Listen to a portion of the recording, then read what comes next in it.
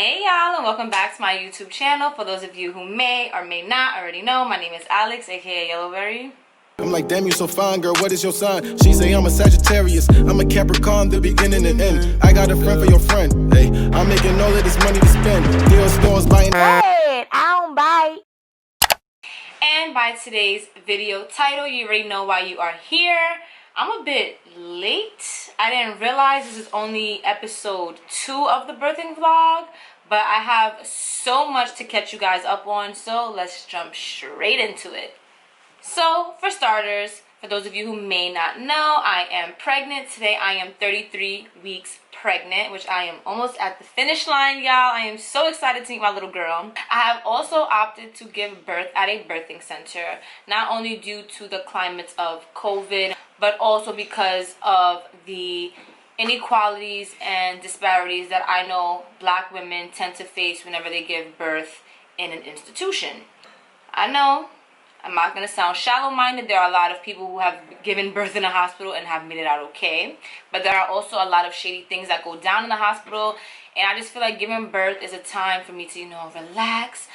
My body's going through a lot. I don't need my boyfriend arguing with the doctor because we said we want this, but they trying to do that. I'm just going to X out the box. So for a very long time, I always knew that I wanted to birth at a birthing center. Not birthing center per se, but I just always knew I wanted to do a more holistic kind of all-natural home birth kind of situation. So here I am doing it. So far at the birthing center, I've only had 2 in-person appointments, and I had 1 over the phone appointment. I caught you guys up about my first appointment actually going inside of the office, and last week I had an appointment going inside of the office, and it was pretty freaking cool. Pretty standard. I drew blood. I saw the midwife. I know in one of my other videos I mentioned to you guys that they use their hand to feel the position of the baby. So currently my baby is in a great position, and it was so cool. The midwife actually used her hand and felt the baby's head. It wasn't the most comfortable thing because I don't go around just squeezing my belly, but I was like, wow, this is cool. So she was able to say, okay, yeah, her head is positioned here, her legs are positioned there, whatever. And again, like I told you guys in my previous video, she used a Doppler in order to hear the baby's heartbeat, which is strong. Baby girl is doing A-okay. My next follow-up appointment will be in 2 weeks, where it will be a phone conversation. Those conversations are usually conversations where we speak about my blood test results and things of that nature. If any intervention needs to take place, whether I need to see a specialist or whether I need to come back in, then of course we'll take those steps after that conversation. But that's generally what the 2-week conversation will be on the phone. In addition to that, being that I am reaching the finish line of my pregnancy, I will have to take a vaginal test to see if I test positive or negative for GB strep. For those of you who do not know what that is, it's not like a sexually transmitted disease or anything. It's just a bacteria that women have in their vaginas. I don't think there's really a way that you can get it. I just think that something with the intestines and that whole vaginal area kind of situation going on. That's why when you're pregnant, you should eat a lot of probiotics or take probiotic pills to help decrease that bacteria. So that's pretty much it for the birthing center per se. Also, within this time that I haven't caught you guys up on things, I've also been in a birthing class. I've also had a dress rehearsal class. So those things are 2 different things. My birth class has been for 8 weeks. Today was actually the last day of class. I totally recommend that you take a birthing class, whether it's your first kid, second kid, third kid, or 4th kid. I mean, at that time, you probably feel like you're a vet and you can run the class, but I do highly recommend that if you're a first-time parent or even a second-time parent, that you do take a birthing class at least one time that you have a kid. My birthing class, literally the topics vary. So again, I was in an 8-week class. Today's topic was about intervention.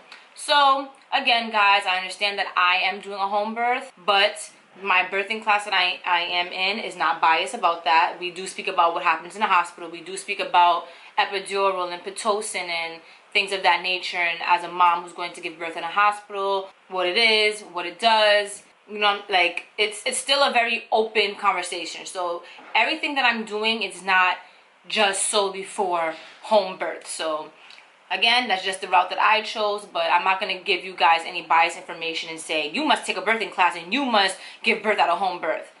Everything is definitely on a plate for everybody to do, no matter what route that you take. And I really enjoy taking my birthing class because I do feel like I am very knowledgeable. But again, I have never experienced motherhood. There's just so much to learn. There's just so much to learn. So I do encourage you to enroll yourself in a birthing class. I know they have birthing classes like mine, which could be 8 weeks, a couple of weeks, maybe even a couple of months, I don't know. But I also do know that they actually have classes where you just go in one time, learn a few things, and then get your certificate and be gone. So, yep. I also took a dress rehearsal class. My dress rehearsal class is the class that my birthing center basically puts on. I think I might have spoken to you guys about it before. But basically the birthing center has a class where they just tell you about the birthing process. What you need to bring, what's going to happen, any intervention methods if you need any, what plan B is just in case there's an emergency and you rush to the hospital. It kind of gets you the ball rolling for, what's the word? Sugar honey iced tea was just on my head. Baby brain. But it pretty much just gets the ball rolling for you to start thinking about your birthing plan, pretty much.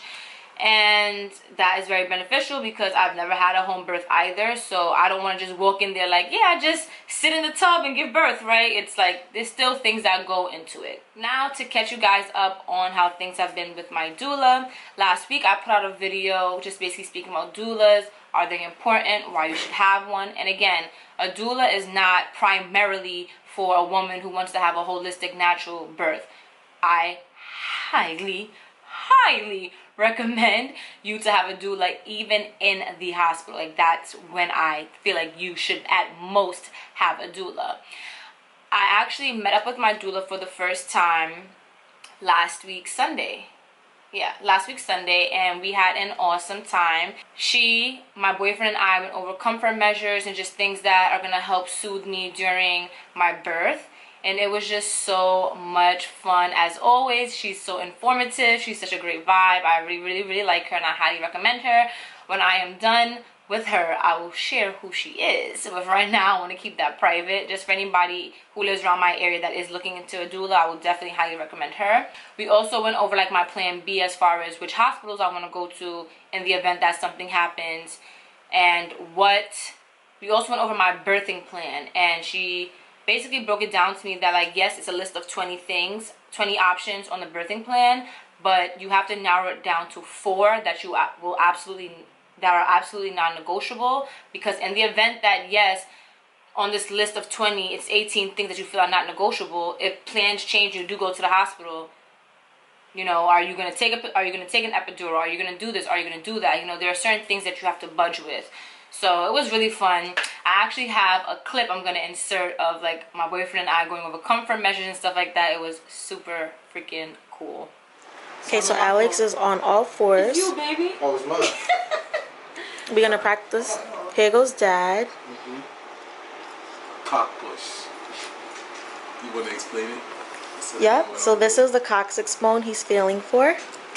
In this bone, you see how he put his thumb there first, and now he's gonna put his palm. And he's gonna apply pressure. And then once he finds it, what are you gonna do next? Move it in circular motion. And then we're gonna ask Mom how she's feeling. Mom. Good. Feels good? Okay, awesome. So that's what we're gonna call the cock push. Bow. All right.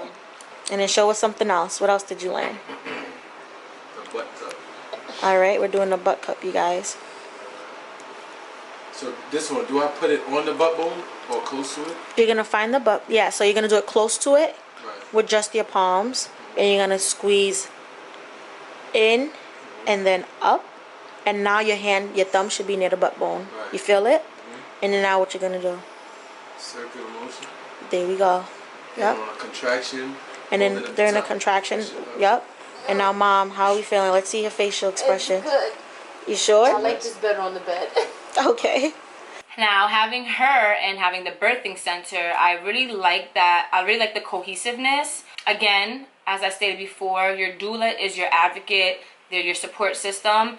And I don't feel as if my boyfriend is as close with my doula is not close with the birthing center at all either.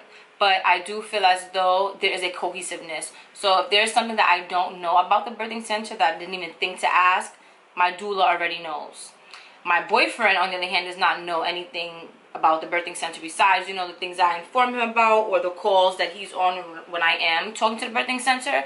So I do love that my extra support team, which is my doula, I love that she kind of is omnipotent in the situation. She knows a lot more, and she calls the birthing center, she finds out information, she's knowledgeable, she knows what she's also getting into when she goes to the birthing center.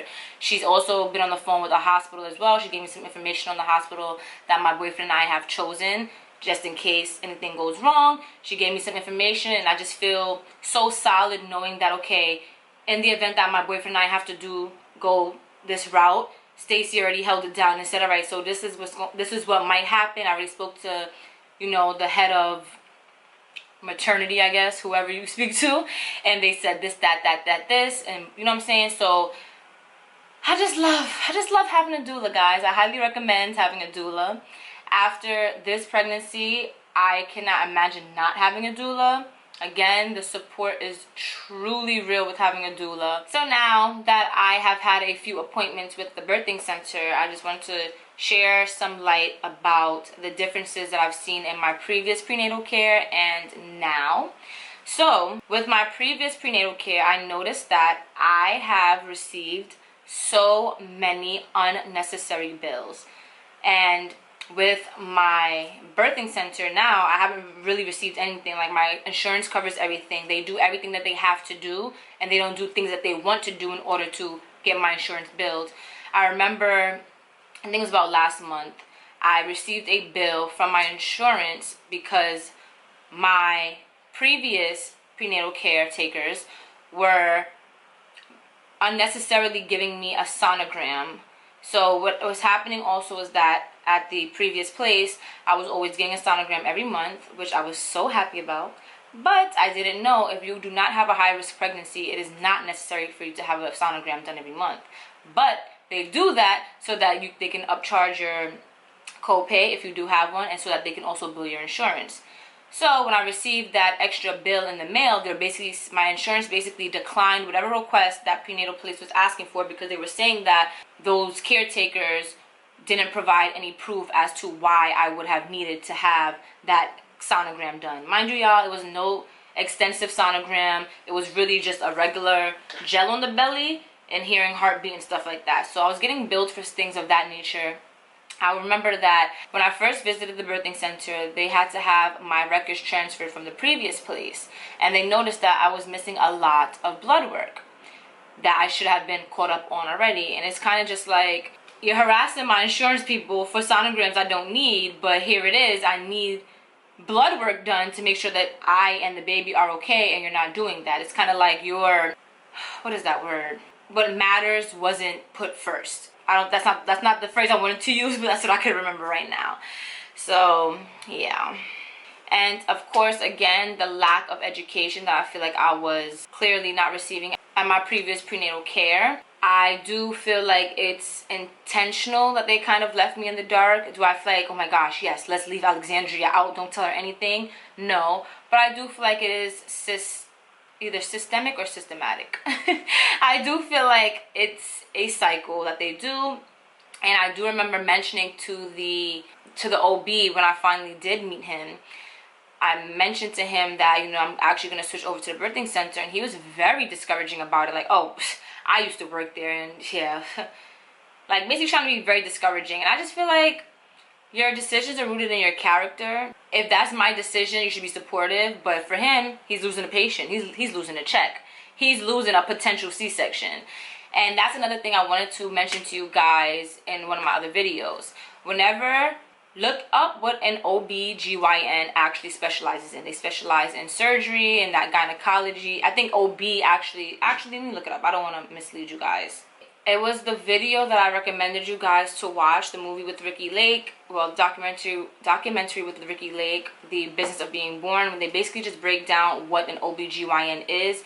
And it's not necessarily that they specialize in, they do specialize in birthing babies and stuff like that, but they are surgical doctors. So if you do have an OBGYN, that's why majority of the time they will opt for like a C-section or quick, fast turnaround rate. Like, okay, you've been in labor for 2 minutes, now let's throw some Pitocin in your body and get these contractions going. Okay, you need epidural now. Okay, that's not working. All right, so C-section it up. But again, not everybody's experience is that way, but don't be surprised when you do hear stories like that. And lastly, I just want to talk to you guys about the reaction and how I've been feeling towards like people's reaction to my decision of birthing at a birthing center. It is something that isn't common. I think I'm going to be the first person in my family to have a home birth. And, you know, it can be a little discouraging at times because people don't understand. People don't understand the importance of it. They're like, oh, you're going to go through pain. You need the drugs. I don't want to hear that. I know I'm going to go through the pain. I know I might want the drugs, but I don't need the drugs. And I'm not delusional, y'all. I'm not going into this thinking I'm going to pray on my knees and God is going to deliver me because I'm doing this without going to the hospital. No. But it is a choice I've made for a bunch of reasons, and I've told you some of them. But ways I get around people's trying to discourage me, I don't think they do it intentionally, but the way I get around it is just that I don't care. That's pretty much just been how I am, period. That's just my personality. I just feel like if I'm making a decision and you're not going down that route with me, or you're not feeling this pain with me, I feel like you should not care. But I do feel like people should be a little bit more mindful of the things that they say, how they react to me saying that I'm doing a birthing center birth. But yeah, that'll be it for this birthing center vlog. I'm so sorry that I do not have any footage from when I actually went to the birthing center. I totally forgot to record for you guys. Next time I'll try to record for you guys if I'm not in labor. I love you all, and I will see you in the next one. Bye.